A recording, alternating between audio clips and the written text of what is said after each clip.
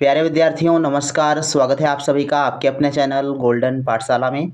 दोस्तों, राष्ट्रीय आयम योग्यता आधारित छात्रवृत्ति परीक्षा के लिए आज की वीडियो में गणित के most important previous year questions को हल करेंगे। प्यारे विद्यार्थियों, ये प्रश्न आपके हैं सांख्यिकी चैप्टर से। तो इस चैप्टर से हर वर्ष बच्चों एक प्रश्न जरूर पूछा जाता है, तो आप सभी लोग वीडियो को लास्ट तक देखिएगा। सभी प्रश्न आपकी परीक्षा की दृष्टि से बेहद महत्वपूर्ण हैं और इस वीडियो को देखने के बाद आपको सांख्यिकी चैप्टर से कोई भी प्रश्न छूटेगा नहीं। तो आइए देखते हैं। पहला प्रश्न बच्चों दिया गया है, 5 परीक्षणों का समांतर माध्य 15 है। यदि पहले 3 परीक्षणों का समांतर माध्य 14 तथा अंतिम 3 परीक्षणों का 17 है तो तीसरे परीक्षण का मान क्या होगा।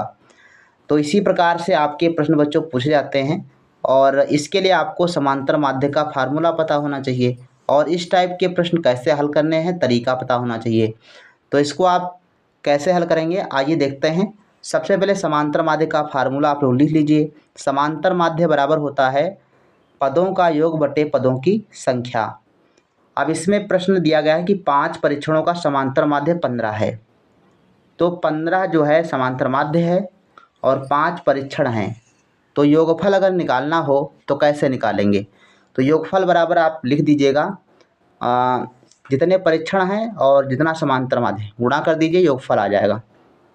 तो हम यहाँ पर लिख दे रहे हैं कि भाई 5 का योगफल कितना हो जाएगा। पाँचों परीक्षण का योगफल हो जाएगा 5 गुणे 15, तो ये हो जाएगा आपका 75। पाँचों का योगफल कितना है 75 है। अब फिर कह रहा है कि पहले 3 परीक्षणों का समांतर माध्य 14 है। पहले 3 का मान लेते हैं 5 परीक्षण आपके पास हैं ए बी सी डी और ई, ये 5 परीक्षण हैं।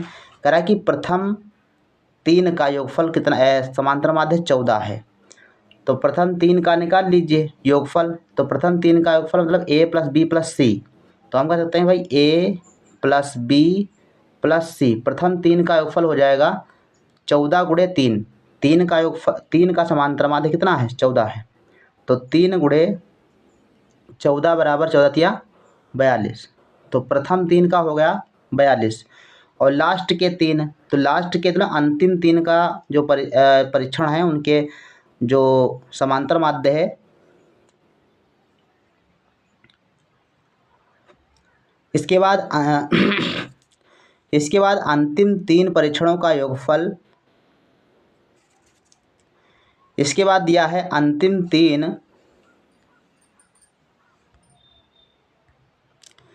इसके बाद दिया गया है अंतिम 3 परीक्षणों का 17 है। अंतिम 3 परीक्षणों का समांतर माध्य कितना है 17 है। तो अंतिम 3 सी और डी और ई होगा। तो अगर हम सी प्लस डी प्लस ई इन तीनों का योगफल कर दें तो कितना हो जाएगा 17 गुणे 3। 17 गुणे 3 का मतलब कितना हुआ 17 तिया 51।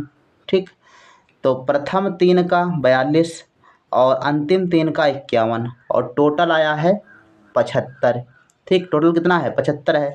अब यहाँ पर देखो सी और डी क्या है, दोनों में कॉमन है। अगर हम इनको जोड़ दें 51 और 42 का, तो अगर सी अपना कॉमन ना होता तो दोनों सेम हो जाते है ना।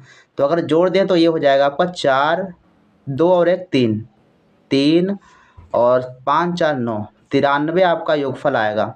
अब 93 योगफल आया है, लेकिन यहाँ पर सी जो है 2 बार आया है, मतलब जो तीसरा वाला जो है वो 2 बार आया है। तो अगर हम 93 से 75 घटा दें तो हमको एक सी का मान मालूम हो जाएगा, यानी एक तीसरा वाला पद मालूम हो जाएगा और तीसरे परीक्षण का ही मान ज्ञात करना है। तो 93 से 75 घटा दीजिए, आंसर आपको मिल जाएगा। 93 से 75 घटा देंगे तो 13 से 5 घटेंगे 8 और 1 18 आपका राइट आंसर हो जाएगा। ऑप्शन नंबर ए इसका बिल्कुल सही जवाब हो जाएगा। चलिए नेक्स्ट क्वेश्चन करते हैं। 2 नंबर है, 12 प्रेक्षणों का समांतर माध्य 15 है। यदि प्रत्येक प्रेक्षण को 4 से गुणा किया जाए तो नया समांतर माध्य क्या होगा। अब यहाँ पर आपको कई सवाल स्पष्ट कर देंगे। जैसे ही आपको प्रेक्षणों का समांतर माध्य दिया गया हो, जितने भी आपके प्रेक्षण हों चाहे जितने हों, प्रेक्षणों का समांतर माध्य दिया है और कहा जा रहा है कि प्रत्येक प्रेक्षण में, ध्यान रहेंगे, प्रत्येक प्रेक्षण में अगर दिया गया है, यानी प्रत्येक प्रेक्षण में 4 से गुणा करा गया हो, तो समांतर माध्य में 4 से गुणा कर दीजिए, नया समांतर माध्य मालूम हो जाएगा। तो इसका आंसर आपको पता चल गया कि 15 और 4 का गुणा कर देंगे तो 15 चौकू 60। अगर प्रत्येक में गुणा किया गया है तो 4 से आप समांतर माध्य में गुणा कर दीजिए, नया समांतर माध्य मालूम हो जाएगा। अगर प्रत्येक में जोड़ा जा रहा हो तो समांतर माध्य में जोड़ दीजिए, नया समांतर माध्य मालूम हो जाएगा। प्रत्येक में भाग किया जा रहा हो तो समांतर माध्य में उतने से भाग कर दीजिए, नया समांतर माध्य मालूम हो जाएगा। ठीक है, मतलब बशर्ते आपको प्रत्येक में ऐसा काम किया गया हो, तो जो प्रत्येक में काम किया गया है वही आप समांतर माध्य के साथ कर देंगे, राइट आंसर आपको मिल जाएगा। तो दूसरे क्वेश्चन का जवाब हो जाएगा ऑप्शन नंबर डी। तीसरा प्रश्न है 2, 3 और 4 का समांतर माध्य होगा। 2, 3, 4 का समांतर माध्य ज्ञात करना है, तो पहले आप इनको जोड़ लीजिए, यानी पदों का योग कर लीजिए। तो पदों का योग हो जाएगा 2 + 3 + 4 और बटे पदों की संख्या कितनी है 3। अब इसको हल कर दीजिए, तो 4 और 3 7, 7 2 9, 9/3 बराबर कितना हो जाएगा 3 तियाँ 9। तो 3 आपका सही आंसर हो जाएगा, ऑप्शन नंबर सेकंड। चलिए 4 नंबर क्वेश्चन है, 4 लड़कियों का औसत भार 60 किलोग्राम है। पहली का भार शेष 3 के भारों के योगफल का चौथाई हो, तो पहली लड़की का भार होगा 15 किलोग्राम, 45 किलोग्राम, 48 किलोग्राम या 51 किलोग्राम। तो इस क्वेश्चन को ध्यानपूर्वक पढ़िए और हल करने का प्रयास कीजिए। तो आइए देखते हैं कैसे इस प्रश्न को हल किया जाएगा। बहुत महत्वपूर्ण प्रश्न है। 4 लड़कियों का औसत भार दिया गया है 60 किलोग्राम, यानी प्रत्येक लड़की का 60 किलोग्राम है और 4 लड़कियां हैं, तो टोटल भार कितना हो जाएगा 4 × 60 बराबर 200, 6 चौक 24, 240 किलोग्राम आपका टोटल भार हो जाएगा।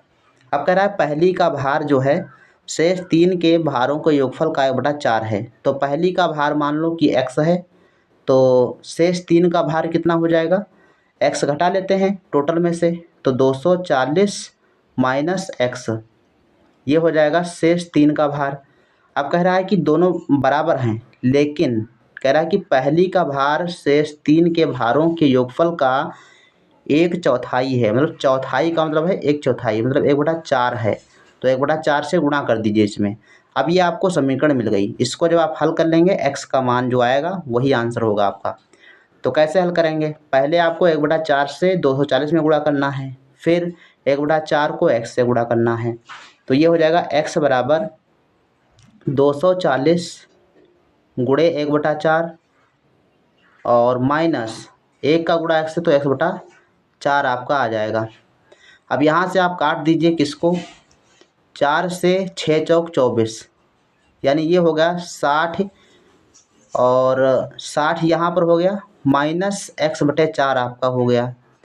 तो अब क्या करना है, तिरछे गुणा करके इसको आगे सॉल्व करते हैं। तो इसको आप पहले स्क्रीनशॉट ले लीजिए या फिर आप इसको लिख लीजिए। तो इसका आपका हो जाएगा x बराबर 60 माइनस x/4, ये हो जाएगा। अब क्या करेंगे, ये 4 इधर है, माइनस का x/4 है, इधर ले आओ, तो ये हो जाएगा x + x/4 बराबर 60, ये हो जाएगा। समझ में आई बात। अब इसको बटे 1 कर लो, तिरछे गुणा करके हल कर लो। 4 का गुणा x से हो जाएगा, 1 का गुणा x से, तो 4 का गुणा x से 4x + x का गुणा x से x/4 बराबर 60। तो अब इसमें 4 का गुणा 60 से हो जाएगा, चूँकि यहाँ पर भाग में 4 दिया गया है, ये इधर गुणा करेंगे तो गुणा हो जाएगा। तो जो है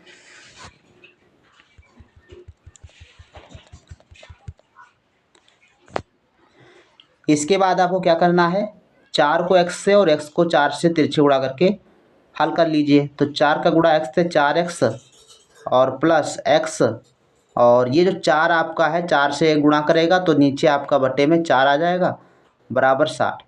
इधर आपका बटे में है, नहीं भाग में है, दूसरी तरफ आएगा तो यहाँ पर इससे गुणा हो जाएगा, 4 × 60 हो जाएगा। और यहाँ ये 4x और x जुड़ जाएगा, तो 4x और x बराबर 5x, तो 5x बराबर हो जाएगा 6 चौक 24, 240। तो 240 आपका आया, 240 बटे आपका हो जाएगा 5, ये आपका 5 हो जाएगा, क्योंकि 5 यहाँ पर गुणा में है, दूसरी तरफ आएंगे तो भाग में हो जाएंगे। अब इसको अगर काट दें तो ये हो जाएगा 5 एकम 5, 5 चकू 20, 20 और 4 24, 5 बटे 40, तो ये 48 आ जाएगा। मतलब ऑप्शन नंबर सी सही होगा बच्चों, ऑप्शन नंबर सी इसका बिल्कुल राइट आंसर हो जाएगा, 48 किलोग्राम। 5 नंबर क्वेश्चन दिया गया है, किसी दिए गए आंकड़े के लिए बारंबारता 5 को टैली चिन्ह में निरूपित करते हैं। तो 5 बारंबारता है, टैली चिन्ह के रूप में कैसे बनाएंगे? ऑप्शन आपके पास दिए गए हैं ए बी सी डी, कौन सा सही जवाब हो जाएगा? तो 5 बारंबारता है तो पहले 4 आपको खड़ी लाइन खींचनी है और एक आपको 5वीं वाली तिरछा लाइन खींचनी होती है। तो इस प्रकार से आपकी बनेगी, तो ऑप्शन नंबर डी आपका सही जवाब हो जाएगा। इसी प्रकार से मान लो 5 दी गई है, आपको 7 दे दे, 7 टैली चिन्ह कर देगा, ये 7 बारंबारता देगा, तो पहले आपको एक बंडल बनाना है 5 का। तो 5 का मतलब 4 का पहले 4 लाइन खींच लेंगे और एक आपको तिरछी लाइन खींच देना है और 2 आपको अलग बना देनी है। ऐसे आपका जो है 7 बन जाएगा बारंबारता। तो ऑप्शन नंबर डी सही है 5 नंबर में। छठा क्वेश्चन दिया गया है, आंकड़ों 2 2 3 3 2 5 4 5 5 8 6 6 या 2 का बहुलक है। तो बहुलक क्या होता है? जो सबसे ज़्यादा बार आता है, जिसकी बारंबारता ज़्यादा होती है, वो इसका बहुलक हो जाता है आंकड़ों का। तो अगर हम गिन लें, देखो 2 ज़्यादा बार आया है, तो 2 यहाँ पर आया है 2 बार, 3 बार, और ये 4 बार जो है आपका 2 हो गया, 2 4 बार हो गया। और अगर हम 3 को गिन लें, 3 आपका 2 बार आया है, 5 को गिन लो तो यहाँ पर हो जाएगा 1 बार 5, 2 बार 5, 3 बार 5, तो 5 3 बार आया है, तो इसका मतलब बहुलक कितना हो जाएगा? 2 जो है सबसे ज़्यादा बार आया है 4 बार, इसलिए 2 इसका बहुलक हो जाएगा। ऑप्शन नंबर आपका फर्स्ट सही हो जाएगा। तो जो आंकड़ा ज़्यादा बार आएगा, जिसकी आवृत्ति ज़्यादा होगी, वही आपका बहुलक हो जाएगा। इसके अलावा एक प्रश्न पूछता है परास ज्ञात कीजिए। तो परास होता है जो सबसे बड़ा अंक हो और जो सबसे छोटा हो, तो सबसे बड़े से सबसे छोटा घटा दीजिए, वो परास हो जाता है। क्वेश्चन नंबर 7 दिया गया है, 15 आंकड़ों का माध्य 50, यदि शुरू के 8 आंकड़ों तथा अंत के 8 आंकड़ों का माध्य क्रमशः 48 तथा 53 है, तो 8वां आंकड़ा है। अब इसका जवाब आप सभी को देना है, सही आंसर क्या होगा। और ये प्रश्न बच्चों ध्यान से देखिएगा, तो जो पहला प्रश्न पूछा था सेम वही प्रश्न है, केवल अंक बदले गए हैं। और पहला प्रश्न 2010 में पूछा गया था और ये प्रश्न देखो 2022 में पूछा गया है। तो इसका मतलब ये है कि प्रश्न आपके सेम वही रहते हैं, लगभग अंक बदले जाते हैं। तो 7वें प्रश्न का सही जवाब क्या है, आप लोग इसको हल कीजिएगा फिर बताइएगा। ऑप्शन आपके पास दिए गए हैं 35, 80, 72 या 58। तो इसका बच्चों सही जवाब है ऑप्शन नंबर डी, 58 आपका सही जवाब आएगा। यदि आप इस सवाल को हल कर लेते हैं तो कमेंट जरूर कीजिएगा, और नहीं हो पा रहा है तो आप लोग बताइएगा। 8 नंबर क्वेश्चन दिया गया है बच्चों, आंकड़ों 148, 151, 153, 145, 143, 152, 155 की मध्यिका है। तो मध्यिका कैसे ज्ञात की जाती है? सबसे पहले तो दी गए आंकड़ों को आरोही क्रम में या अवरोही क्रम में लिख लेते हैं। तो पहले आपको इन आंकड़ों को आरोही क्रम में लिख लेना है। उसके बाद देखना है कि कितने आंकड़े दिए गए हैं। अगर आंकड़ों की संख्या सम है तो अलग फार्मूला होता है, अगर विषम है तो अलग फार्मूला होता है, और अगर फार्मूला नहीं मालूम है तो ये देख लीजिए तरीका क्या होता है। तो देखो सबसे पहले आपको आरोही क्रम में लिख लेना है। सबसे छोटा इसमें देखो कितना है, 143। हाँ, 143 आपका पहले आ जाएगा, फिर जो है 145 आ जाएगा, 145, फिर 148 आ जाएगा। इसके बाद जो है 148 के बाद 151, 151 के बाद कौन सा है भाई, 52, 152 के बाद 153, 153 के बाद 155। तो ये आंकड़े आपके आ गए 2 2 4 2 6 7 आंकड़े हैं। टोटल कितने आंकड़े हैं? 7। तो अगर 7 दिए गए हैं तो पहले आप जो है 3 इधर छोड़ दीजिए बाएं तरफ और 3 छोड़ दीजिए दाएं तरफ। 3 बाएं 3 दाएं छोड़ दीजिए। तो ये आपके हो गए 3 हमने इधर काट दिए और 3 आपको यहाँ से इस प्रकार से काट देने हैं दाहिने की तरफ से। बचेगा एक बीच में, जो बीच में बचेगा वही मध्यिका है। और जब संख्या बच्चों सम होगी, यानी आंकड़ों की संख्या सम होगी, तो 2 बचेंगे। कितने अंक बचेंगे? 2 संख्याएं बचेंगी। दोनों का योगफल करके 2 से भाग कर दीजिएगा। जो अंक आएगा वही आपका मध्यिका हो जाएगा। a+b/2 बराबर जो आएगा वो आपका हो जाएगा। ठीक, मतलब ये जो आएगा a+b वहाँ पद आएगा। ठीक, हालांकि यहाँ तो हम डायरेक्ट अंकों को लिखेंगे ना, तो इसका बटे 2 कर देंगे, वही आंसर आपका हो जाएगा। तो ऑप्शन नंबर आपका कौन सा सही होगा? ऑप्शन नंबर फर्स्ट, यानी 151 आपका सही आंसर हो जाएगा 8 नंबर में।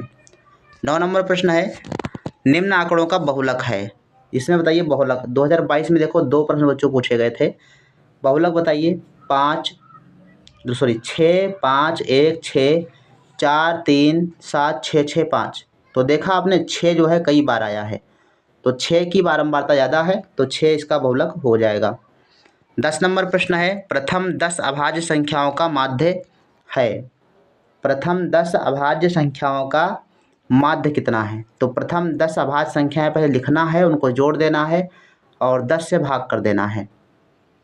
तो देखो प्रथम 10 अभाज्य संख्याएं कौन सी हो जाएंगी? पहली आपकी हो जाएगी 2, फिर आपकी 3, फिर आपकी हो जाएगी 5, फिर 7, फिर आपकी हो जाएगी 11, फिर 13, फिर 17, फिर 19 और इसके आगे और भी होगा 2 2 4 2 6 2 8, अभी और 2 आएंगी। तो 23, 19 के बाद कितना होता है? 23 होता है अभाज्य संख्या, और प्लस 23 के बाद आपकी आती है 29। 23 के बाद 29। अब इन सबको जोड़ देते हैं, तो जोड़ने पर कितना आएगा उसको 10 से भाग कर देंगे। तो जोड़ देंगे तो ये हो जाएगा आपका 9 3 12, 12 और 9 कितना हुआ? 12 9 21, 21 और 7 28, 28 और 3 31, 31 और 1 32, 32 और 7 39, 39 5 44, 44 और 5 49, 49 के 9 हासिल आया 4। अब 4 को जोड़ते चलते हैं। 4 और 1 कितना हुआ? 5, 5 और 1 6, 6 1 7, 7 1 8, 8 2 10, 10 2 12। तो ये हो जाएगा 129, यानी टोटल जो योगफल आएगा 129 आएगा। इसको 10 से भाग कर देंगे तो ये हो जाएगा आपका 12 पॉइंट जो है 9 है ना, 12 पॉइंट ये जीरो कट जाएगा, दशमलव 1 अंक पर लग जाएगा। तो 12.9 आपका राइट आंसर हो जाएगा। ऑप्शन नंबर डी इसका सही है। तो इस प्रकार से बच्चों ये प्रश्न आपके पिछले वर्षों में पूछे गए हैं और सेम इसी प्रकार से प्रश्न बच्चों आपकी परीक्षा में आएंगे। तो इस चैप्टर को आप लोग अच्छे से तैयार कर लीजिए। तो आज की वीडियो में बस इतना ही, मिलते हैं नेक्स्ट वीडियो में। तब तक के लिए धन्यवाद। जय हिंद, वंदे मातरम।